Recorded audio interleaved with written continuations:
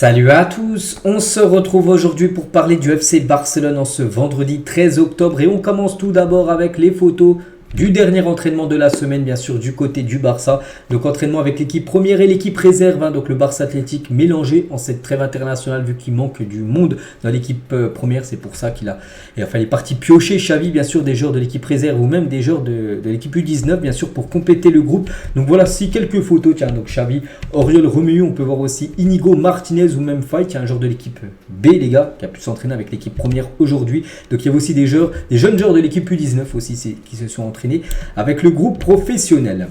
Les deux unes aujourd'hui, donc tout d'abord la une du journal Sport, donc pas loin de l'Euro par rapport à la victoire de l'Espagne hier 2-0, tiens on va en parler là dans quelques instants. Et l'autre une, ça parle aussi tout simplement de la victoire de l'Espagne hier, mais ça parle aussi de Mitoma, les gars, regardez tout en haut, côté de Mundo Deportivo, où ça fait, enfin le gros titre, donc le Barça aime Mitoma, donc Mitoma en gros c'est un joueur de Brighton et le Barça surveille de près Mitoma, d'après la une du journal Mundo Deportivo, donc un joueur à surveiller. N'oubliez pas que ce joueur a été élu comme meilleur joueur du mois d'août du côté de la Première Ligue. C'est un joueur japonais, un très bon footballeur les gars, donc le Barça garde un œil concernant ce joueur. Donc nous revenons les gars sur ce qui fait la une quand même en gros, c'est bien sûr la victoire de l'Espagne, et vous savez qu'il y a pas mal de joueurs du Barça qui évoluent avec la sélection espagnole. Donc victoire 2-0, donc Baldé a joué 45 minutes, Gavi et Ferran Torres ont joué le match entier, on va parler là de Baldé juste après. Donc voilà, les trois là ont joué quasiment une bonne partie du match. Il y a une petite photo de Ferran Torres pendant le match de l'Espagne hier. Donc il n'a pas été buteur, Ferran Torres, malgré tout le match joué. Baldé, tiens, vu qu'il a joué 45 minutes et Baldé, les gars, c'est fou. Les gars, on a l'impression, là vraiment je me répète avec les derniers jours, mais à chaque fois c'est un joueur différent. Baldé souffre d'une gêne pubienne et quittera le camp de l'équipe nationale espagnole. Donc en gros, gêne pubienne, en gros c'est aux adducteurs. Il est blessé aux adducteurs et quitte le rassemblement de l'Espagne. Il ne sera pas avec le groupe de l'Espagne lors du déplacement en Norvège là dans quelques jours pour le prochain match, et du coup ça fait un nouveau blessé, je vous répète pas la liste déjà des joueurs blessés du côté du Barça. Baldé est le dernier de la liste, c'est fou donc Luis de la Fuente, le sélectionneur, il a dit Baldé et Nico Williams, lui joue pour Barça, ne voyageront pas en Norvège, ils resteront en Espagne parce qu'ils sont blessés. Donc voilà, Baldé, nouveau blessure du côté du Barça, et là ça commence à faire vraiment beaucoup. Officiel, Ronald Araujo est titulaire pour l'Uruguay contre la Colombie. Donc il y avait aussi ce match, et Araujo a joué titulaire lors de cette rencontre. Et surtout Araujo, les gars, il a joué pour le maillot de l'Uruguay pour la première fois en 13 mois. Ça faisait plus d'un an qu'il n'avait pas joué un match avec la sélection uruguayenne parce qu'il a été blessé. On se souvient, il avait loupé la Coupe du Monde. Il était dans le groupe, mais il n'avait jamais joué une minute de la dernière Coupe du Monde, tout ça. Et ça faisait plus d'un an qu'il n'avait pas joué avec l'Uruguay, le joueur Araujo. Donc on est content pour lui. Donc score final 2-2 entre ces deux équipes. Et Araujo a été fortement critiqué en Uruguay en raison de ses multiples blessures au Barça. C'est pour ça qu'il est critiqué du côté de l'Uruguay, parce qu'il se blesse, on sait souvent. Il avait loupé quand même la dernière Coupe du Monde. Il était blessé là, on se souvient, en début de saison. Et voilà, malgré que c'est pas de sa faute qu'il se blesse, mais il est critiqué quand même en Uruguay par rapport à ça. Lewandowski, donc lui aussi blessé, c'est vrai qu'il y a beaucoup de joueurs blessés. Donc Lewandowski a regardé le match de sa sélection, la Pologne contre les îles Féroé, c'était hier, donc son équipe s'est imposée 2-0, donc il était lui à Barcelone à poursuivre chez lui bien sûr cette rencontre. On peut voir qu'il portait bien sûr son maillot Robert Lewandowski 9. On lui souhaite un bon rétablissement à Lewandowski. On continue, on va parler de la Super Coupe d'Espagne où le Barça est le champion en titre. N'oubliez pas que le Barça avait gagné là, en début d'année, c'était en janvier 2023. C'était contre le Real Madrid, la finale, une victoire 3-1. Donc la prochaine édition de la Super Coupe aura lieu à Riyad en Arabie Saoudite du 10 au 14 janvier prochain. Ça y est, on connaît les dates. Donc n'oubliez pas, c'est demi-finale et finale. Il y a 4 équipes, donc il y a le Barça, le Real, je crois l'Atlético, une autre équipe que j'ai plus le nom en tête. Donc voilà, vous avez les dates bien sûr, et le Barça essaiera de conserver son titre. Xavi considère que les blessures de Frenkie de Jong et Pedri ont affecté négativement le style de jeu général de l'équipe. On sait que voilà, c'est deux joueurs très importants, De Jong, Pedri, et dit qu'avec ces deux blessures de deux joueurs très importants au milieu de terrain, en gros le niveau de jeu général de l'équipe a été revu à la baisse. C'est vrai que le Barça joue pas pareil que quand ils sont là et quand ils sont pas là. Ces deux-là qui sont deux joueurs très importants. Et concernant Frenkie de Jong, lundi prochain, dans 3 jours, là, Frenkie de Jong retirera son attelle de cheville. Vous savez, cette botte de marche qu'il a.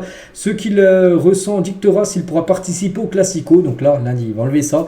Et après, le Barça va évaluer si peut potentiellement jouer ce Classico prévu dans 15 jours. Tiens, c'est dans 15 jours pile poil. Ça sera pas samedi demain, mais le samedi dans 2 semaines quand ce sera demain. Voilà, ce Classico à 16h15 contre le Real Madrid. Donc voilà, il y a des chances qu'il joue. Après, voilà, il n'y a pas de risque qui sera pris concernant De Jong s'il n'est pas 100%, il ne jouera pas cette rencontre, mais c'est l'objectif bien sûr de Xavi de l'avoir. Félix Lega est arrivé au Barça avec un salaire réduit de 400 000 euros, mais le club a décidé de récompenser son excellent début de saison par une amélioration de salaire. Il va désormais gagner 4 millions d'euros, soit 10 fois plus, parce que c'est vrai qu'il avait un tout petit salaire. Voilà, le Barça va négocier 400 000 euros sur l'année pour avoir Félix, et du coup le Barça va lui augmenter quand même son salaire de 10 fois plus. Bon, il va monter à 4 millions par an. Enfin sur une année, parce que pour l'instant il a seulement un contrat d'un an du côté du FC Barcelone, donc il l'augmente. Le Barça, c'est par rapport qu'il est bon quand même depuis son arrivée, le joueur portugais. Christensen, j'étais déçu de ne pas jouer contre Porto, je me sens toujours frustré si je ne joue pas. Dans le match de Majorque, je pensais que j'avais besoin de me reposer parce que j'avais un léger inconfort, en gros une gêne musculaire, mais si je suis à mon meilleur niveau, je veux jouer tout simplement. Et lors du match contre Porto, il n'a pas joué. On sait que c'est plutôt Araujo et Koundé qui ont commencé en défense centrale, et Baldé et Cancelo. Du coup, lui, il était sur le banc et voilà, il est un petit peu déçu de ne pas avoir commencé cette rencontre et jouer comme pivot, qui est une option pour lui. Il a dit: je l'ai déjà essayé, donc ça ne serait pas nouveau pour moi, mais le club ne me l'a pas encore demandé. J'aimerais l'essayer plusieurs fois et avoir la chance de voir à quoi ça ressemble. Donc lui, parce qu'il sait que maintenant dans l'axe c'est un peu compliqué vu qu'Araujo est revenu de blessure. Koundé, il est apte. Bon, Koundé est là, peut-être qu'il va rejoindre DC vu que Koundé est blessé pour les 5 prochaines semaines. Mais quand Koundé et Araujo sont aptes à jouer, donc lui, il se dit, il est sur le banc. Et c'est pour ça qu'il aimerait de temps en temps jouer pivot. Peut-être remplacer, pourquoi pas, Oriol Romeu. C'est vrai qu'il faudrait voir, il faudrait tester, si bien sûr Xavi, pour l'essayer, pourquoi pas un match, pour voir ce que ça donne. Christensen en pivot, juste devant la défense. Officiel, Lamine Yamal est dans la liste pour le prix Golden Boy. Donc en gros, c'est le Ballon d'Or junior et il est dans cette liste. Une liste de 25 joueurs, je crois. Donc Gavi, qui l'avait remporté la saison dernière, il aurait pu être encore dans la liste, mais il n'est pas dedans. Pourquoi? Parce qu'un joueur ne peut pas remporter 2 fois. Voilà, ce Golden Boy Award. C'est pour ça qu'il n'est pas dedans. Mais voilà, Lamine Yamal est présent dans cette liste et potentiellement il peut remporter bien sûr ce Ballon d'Or junior. Et si vous voulez avoir la liste complète, tiens, vous avez tous les joueurs, les gars. Donc il y a Lamine Yamal et Baldé aussi, j'ai oublié de dire, les gars, qui est aussi dedans. Alejandro Baldé. Donc voici tous les joueurs qui peuvent prétendre remporter ce Ballon d'Or junior. Pablo Torre, il a dit: Jordi Alba était en quelque sorte un parrain pour moi au Barça. Bon, Alba, on sait depuis, il a quitté le club. Et Pablo Torre, lui aussi, n'oubliez pas qu'il est prêté à Girona, où ça se passe plutôt bien pour lui. Girona, je crois, deuxième, même devant le Barça au classement. Donc voilà, c'est un peu son mentor, son grand frère, on peut dire, du côté du club quand il était là, Pablo Torre. À ce stade, la saison dernière, le Barça a marqué 25 buts après 11 matchs. Et on fait le bilan cette saison, c'est mieux. Le Barça a marqué 27 buts, donc 2 buts de plus que la saison dernière après 11 matchs. Et au classement, ça a 2 points de plus au classement que par rapport à la saison dernière. Vous voyez pas que la saison dernière, avec 2 points de moins au même stade de la saison, le Barça avait été champion. Donc là, il y a 2 points de plus par rapport à la saison dernière. Mais le Barça, la saison dernière, était peut-être premier à ce stade de la saison, alors que là, le Barça est troisième. Donc après, il y a quand même plus de points pris que la saison dernière. Après 11 matchs disputés. La première phase de la démolition du Camp Nou est presque terminée. La société turque Limak Construction, qui gère les travaux du côté du Camp Nou, respecte les délais fixés par le club. Ils sont même en avance. Les travaux Spotify Camp Nou ont 3 ou 4 mois d'avance sur le calendrier. Donc tant mieux, bien sûr. Il vaut mieux avoir de l'avance que du retard. Donc pour l'instant, tout se passe bien. À noter, les gars, qu'il n'y a plus de 3e étage pour l'instant.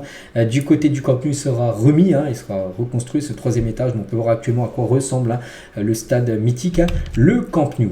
Et actuellement, on sait que le Barça joue du côté du stade Montjuïc, que le prix des places pour le Classico s'envole. Donc les fans du Real Madrid, parce qu'il y aura des supporters du Real qui voudront aller assister au match, ça sera minimum 179 € la place. C'est vrai qu'il n'est pas tout le temps un guichet fermé, le stade Montjuïc, mais là, vu que c'est Classico, bien sûr, il y a une grosse demande, et vu qu'il n'y a seulement que 47 000 places, donc les prix sont plutôt chers. Donc les billets les moins chers sont fixés à 162 €. C'est les moins chers, vraiment, où tu es tout en haut, où tu vois le moins bien, mais c'est quand même 160 € pour assister au Classico prévu dans 15 jours. Iker Casillas, un gardien du Real Madrid, il a dit les pires nuits de sa carrière, donc la défaite 5-0 contre le Barça ainsi que la défaite 6-2 contre au Bernabéu. Donc voilà, ça a été des grosses victoires du Barça contre le Real Madrid, ça a été les 2 pire soirée, on peut dire, d'Iker Casillas. On va parler d'un autre gardien, c'est Ter Stegen, il parle de l'Allemagne. Hein. C'est mon objectif d'être le numéro 1, c'est ce que j'attends de moi-même et je veux maintenir ce statut. Hein. Je souhaite à Manuel Neuer de revenir maintenant, de montrer de bonnes performances et de revenir à son ancien niveau. Il est sorti depuis un moment et toujours avec Ter Stegen hein, par rapport au mercato du Barça. Il a dit c'est vraiment passionnant. De manière générale, je crois que beaucoup d'équipes se renforcent vers la fin du mercato.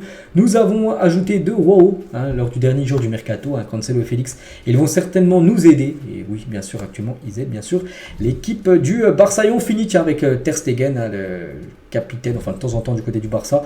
Et ce joueur emblématique de l'équipe. Donc voilà ce qu'il y a à dire aujourd'hui. J'espère que ça vous a plu. On se retrouve demain, samedi, bien évidemment, pour le prochain numéro. Bonne journée à vous et à demain.